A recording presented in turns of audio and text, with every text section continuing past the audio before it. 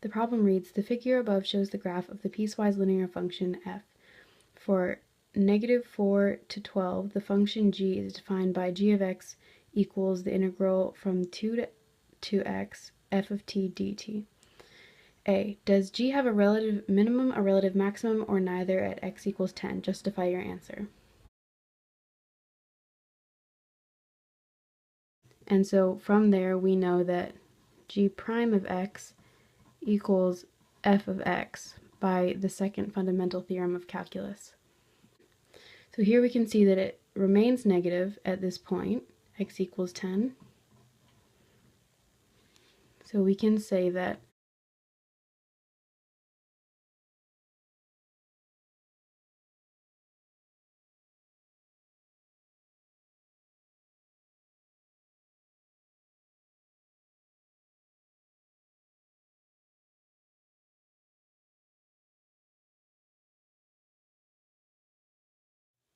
because g prime of x equals f of x remains negative, we know that g of x does not have a relative maximum or relative minimum at x equals 10 because g of x does not change from increasing to decreasing or decreasing to increasing, which we can find through its derivative g prime of x. Okay, moving on to b. Does the graph of g have a point of inflection at x equals 4? Justify your answer. Okay, so we know that g prime of x equals f of x, and we also know that g double prime of x equals f prime of x. Here we have on the graph represented f of x, which is g prime of x. We're just going to use that.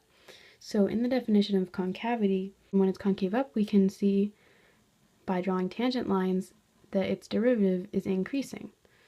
So if this is f of x, then f prime of x is increasing.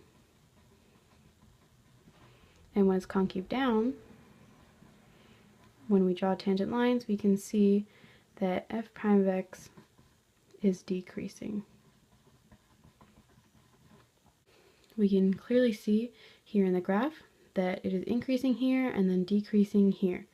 So now we can state that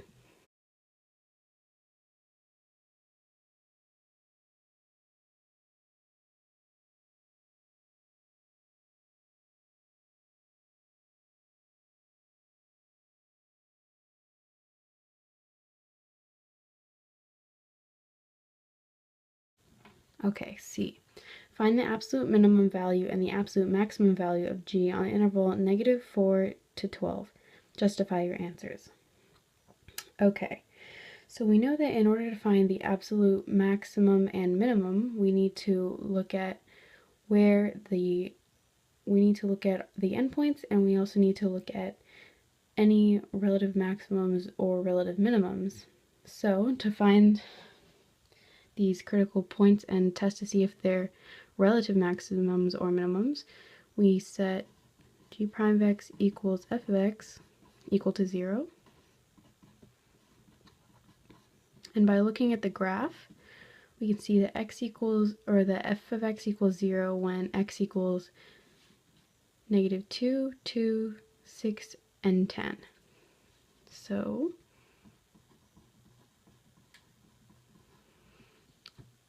but the only critical numbers that we're going to be looking at are -2 and 6 because these are actually relative maximums or relative minimums, whereas these ones are just critical points.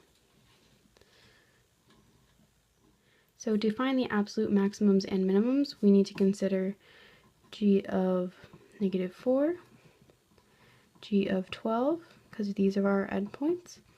We need to consider g of -2, and finally g of 6, because these are our relative maximums and minimums. We also know through integral rules that this integral is the same thing as... Okay, so using this, we can find the areas of these different triangles, and it can help us determine the value of the integral. Area equals 1/2 base times height, so 1/2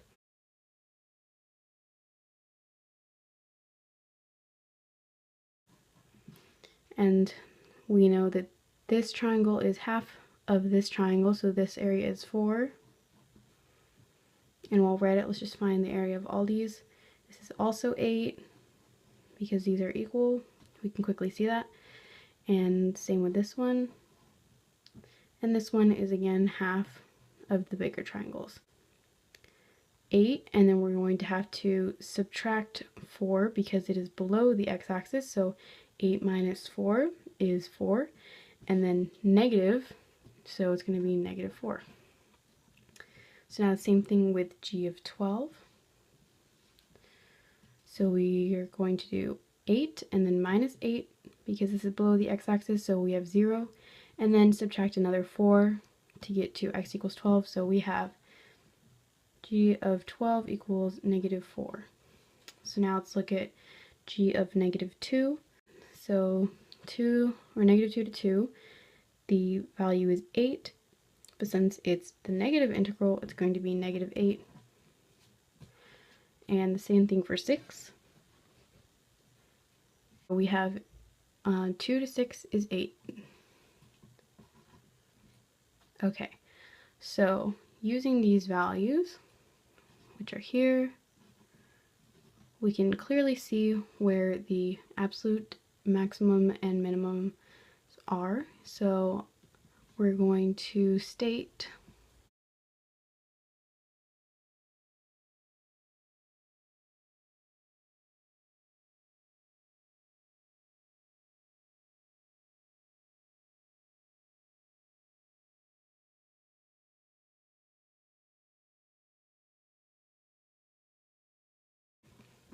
so that's our answer for C. And then finally D, for negative 4 to 12, find all intervals for which g of x is less than or equal to 0. So this is negative 8, and then this is under the x-axis, but we have to switch it because we're doing reverse. So we have negative 8 plus 4. So negative 4 over here. But notice that the entire time the area under the curve is negative. So we can say that one of the intervals is negative 4 to 2 with brackets because it's included. So now looking at the interval here, we can see from 2 to 6 is 8, and then we subtract 8 from 6 to 10, so at this point it's 0. At 10, the area under the curve is 0, so we know that our interval is going to start here, so union 10, and let's find our missing value. So then the whole time here it's going to be negative, and at 12 it's negative 4. So it's less than or equal to 0 the whole time, so 12. So now we're going to look at the scoring guide. For A, it says the function g has neither a relative minimum nor a relative maximum at x equals 10 since g prime of x equals f of x and f of x is less than or equal to 0 for 8 to 12. And you get 1 point for the answer with justification. It states the graph of g has a point of inflection at x equals 4 since g prime of x equals f of x is increasing for 2 to 4 and decreasing for 4 to 8. And you get 1 point for the answer with justification. And for C, g prime of x equals f of x changes sign only at x equals negative 2 and x equals 6. And then it has these values. On the interval negative 4 to 12, the absolute minimum value is g of negative 2 equals negative 8, and the absolute maximum value is g of 6 equals 8. So you get 1 point for considering x equals negative 2 and 6, which we did. And then we get 1 point for considers x equals negative 4 and 12, and 2 points for answers with justification. So we have our answers here,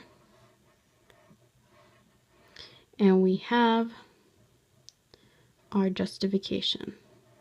So for D, g of x is less than or equal to 0 for negative 4 to 2 and 10 to 12. So they used the inequality form and we used the domain form. Both are acceptable.